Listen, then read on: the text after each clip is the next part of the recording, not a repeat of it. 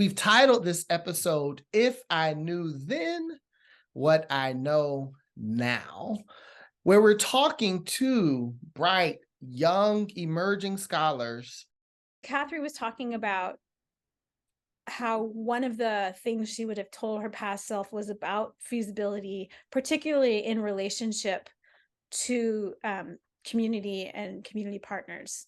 When we went back to our budget and we looked at how we were providing honorariums and for the work that teachers and communities were doing, we realized that we had to shift our budget, that asking families and paying them $200 a year really was not enough, because if they're going to be coming into schools all day, they should be paid a day's salary.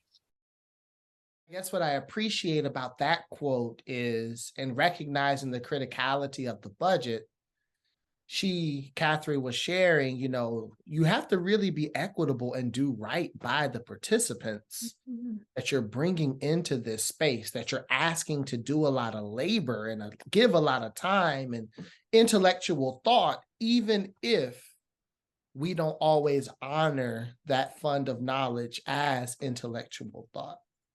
And I think if you do meaningful partnership work, you can't have your time so tightly allocated that these oopsies, as you called them, that come up, these misunderstandings, these new circumstances, this new policy that comes down in the district, whatever it is, you need to build in check-in times. You need to make sure that they feel heard.